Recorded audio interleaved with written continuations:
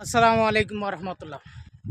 দর্শক, সাম্প্রতিক একটি বিএনপির মহাসচিব মির্জা ফখরুল ইসলাম আলমগীর বলেছিলেন যে কোরআনের সাথে রাজনীতির কোনো সম্পর্ক নাই। এই কথাটা মুহূর্তের ভিতরেই সোশ্যাল মিডিয়াতে ভাইরাল হয়ে যায়। কোরআনের সাথে রাজনীতির সম্পর্ক নাই, এই কথা বলার সাথে সাথে সে ব্যক্তির কখনো ঈমান থাকতে পারে না। সে অবশ্যই কোরআন হাদিস অনুযায়ী সে আসলে কাফের হয়ে গেছে, তাকে নতুন করে ঈমান আনতে হবে। এই কথাটাই বিভিন্ন আলেম ওলামা এই বিষয়টা নিয়ে এখন আলোচনা করতেছে। মাওলানা আজিজুল হক জিহাদি তিনি একটি ওয়াজের মঞ্চে তিনি এই কথাটি তুলে ধরেছেন। এই কথাটি তুলে ধরার সাথে সাথে সেখানে বিএনপির কিছু ভাইয়েরা, বিএনপির নেতা হবে বা কর্মী হবে, যা হোক বিএনপির সমর্থক, তো সে কিন্তু ক্ষিপ্ত হয়ে আজিজুল হক জিহাদিকে নিয়ে বাজে মন্তব্য করে। তখন আজিজুল হক জিহাদি রাগান্বিত হয়ে সে মঞ্চ থেকে নেমে এসেছিল। তো বিষয়টা হচ্ছে, দেখেন কোরআনের ভিতরে আসলে রাজনীতি আছে কিনা। আপনি যদি কোরআনটা খুলে দেখেন, নামাজের কথা 82 বার বলা হয়েছে, হজের কথা একবার বলা হয়েছে, রোজার কথা একবার বলা হয়েছে, কিন্তু সরাসরি নামাজ আকিমুদ্দিন মানে মোট কথা দিন কায়েমের আন্দোলনের কথা 902 বার বলা হয়েছে। আর কোরআনের সবগুলো অর্থ যদি আপনি ভালোভাবে বুঝেন, তাফসির পড়েন, বিশ্লেষণ করেন, তবে দেখতে পাবেন যে কোরআনের ভিতরে প্রায় 60% 70%ই আসলে রাজনীতিক আয়াত। তো যেসব মানুষ এবং যেসব ভাইয়েরা বলে যে আসলে আলেম ওলামা কেন ওয়াজের মঞ্চে বসে রাজনীতি করে, আসলে মূলত তারা হচ্ছে মূর্খ। তারা আসলে মূর্খ বলা যায়, তার চেয়ে যদি আর কোনো ভাষা থাকে তো সেটাই আমি বলতাম, যাকে গ্রামের ভাষায় বলা হয় গণ্ডমূর্খ। আসলে আল্লাহ তাআলা কোরআনটা নাজিল করার উদ্দেশ্য কি? আল্লাহর জমিনে আল্লাহ দিন কায়েম করার জন্য। শুধু আমরা নামাজ, রোজা, হজ, জাকাত এগুলোকেই আমরা আল্লাহর বিধান মনে করি, কিন্তু আল্লাহর জমিনে যে আল্লাহর দিন কায়েম করা, আন্দোলন করা, এটা ফরজ, এটা কিন্তু আসলে আমরা বুঝি না।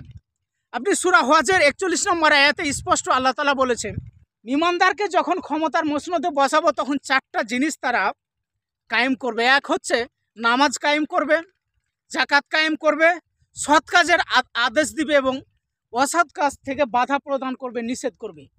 তো এই 4টা কাজ যখন কিভাবে আপনি করবেন? রাষ্ট্র ক্ষমতায় যদি আপনি যেতে না পারেন তো এই কাজটি করা কি সম্ভব হবে? না। নামাজ কায়েম করার অর্থ কি? যে একা একা নামাজ পড়া না, পুরা রাষ্ট্র, একটা ভূখণ্ডতে, একটা রাষ্ট্রতে সমস্ত মানে সমস্ত প্রজা, রাজা থেকে প্রজা পর্যন্ত সমস্ত জনগণের কাছে নামাজটা পৌঁছা দেওয়া, সেটা যৌথভাবে আদায় করা, এটাকে বলা হয় নামাজ কায়েম করা। একা একাই নামাজ যে পড়ছে এটা হলো নামাজ পড়া। কায়েম করার অর্থ হলো পুরো সমাজ ব্যবস্থাকে, রাষ্ট্র ব্যবস্থাটাকে সেটা প্রতিষ্ঠিত করার নামই হচ্ছে কায়েম করা। তো সৎ কাজের আদেশ আর অসৎ কাজের নিষেধ প্রচার আপনি কীভাবে করবেন যদি রাষ্ট্র ক্ষমতায় না যায়? তো এরকম অনেক মানে আল্লাহ তাআলা এখানে স্পষ্ট বলে দিয়েছে যে আসলে ইমানদাররা, মুসলমানরা যখন রাষ্ট্র ক্ষমতায় যাবে তো রাষ্ট্র ক্ষমতার কথা আল্লাহ তাআলা এখানে কেন বলেছে। তো মির্জা ফখরুল ইসলাম আলমগীর আসলে তিনি যে কথা বলেছে, আসলে তো তারা তো কখনো কোরআন হাদিস হয়তো ছুঁয়ে দেখেননি। সঠিক মতো মানে ঠিক মতো নামাজে কীভাবে দাঁড়াতে হয় এবং নামাজে হাত বাঁধতে হয় সেটাই তো কিন্তু তিনি জানে না। এনাতুল্লাহ আব্বাসী হুজুর বলেছিলেন যে সে তো সূরা ফাতিহার তর্জমা জানে না। তো সূরা ফাতিহার তর্জমাটা হুজুর অনেক বড় কথা। সূরা ফাতিহাটা শুদ্ধভাবে তেলাওয়াত করতে পারে কিনা এটাই সন্দেহ আছে। মির্জা ফখরুল ইসলাম আলমগীর বিএনপির মহাসচিব, যে সূরা ফাতিহাটা সহিশুদ্ধভাবে তেলাওয়াত করতে পারবে কিনা এটাই সন্দেহ আছে। সে যে কোরআনে সূরা ফাতিহার তাফসীর বা তর্জমা জানবে এটা তো অনেক দূর হয়ে গেল।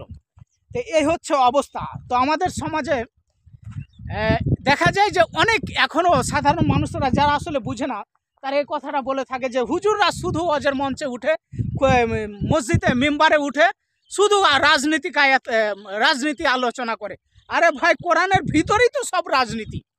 কোরআনের সঠিকভাবে যখন ব্যাখ্যা করবে, হক কথাটা যখন তুলে ধরবে, তখনই তো হচ্ছে রাজনীতির কথা। এখানে যদি আপনি কোরআনের সঠিকভাবে সহিশুদ্ধভাবে তেলাওয়াত করেন বা এর তর্জমা করেন, তবে তো এখানে সবই রাজনীতি। আসলে আপনি কোরআনটা খুলে দেখেন যে কোরআনে 70%ই রাজনীতিক আয়াত, রাজনীতির বিশ্লেষণ, রাজনীতি নিয়ে কথা চলছে। তো অতএব যারা এই কথাগুলো বলে আসলে মূর্খ। অতএব আপনারা এই যেসব হুজুরেরা বলে থাকে যে আমি কোনো দল করি না, আমি নিরপেক্ষ, কোনো রাজনীতি ফাজনীতি করি না, ওইটা হচ্ছে পাক্কা শয়তান। ওর পিছনে নামাজি হবে না। যে আলেম ওলামা বলবে যে আমি কোনো দল করি না, সে হচ্ছে পাক্কা শয়তান। দুনিয়াতে আসলে দুটো দল আল্লাহ তাআলা কোরআন স্পষ্ট বলেছে, যারা ঈমানদার তারা আল্লাহর পথে লড়াই করে, আর যারা কুফর তারা তাগুতের পথে লড়াই করে। এইটা যদি আপনি বিশ্লেষণ করে তো আসলে পৃথিবীতে দুইটা দল। এই দুই দলের ভিতরে আপনি কোন দলে? আপনি যদি অবশ্যই আল্লাহর দলে হয়ে থাকেন তবে এই কাজটাকে আপনাকে সাপোর্ট করতে হবে। আর তিনি যে কথাগুলো বলেছে অবশ্যই রং বলেছে। যে সূরা ফাতিহায় তরজমা জানা না সে এই কথা কিভাবে বলতে পারে যে আসলে কোরআনের সাথে রাজনীতির কোনো সম্পর্ক নাই? কোরআনের সাথেই মূলত রাজনীতির সম্পর্ক, আপনাদের সাথে কোনো রাজনীতির সম্পর্ক নাই।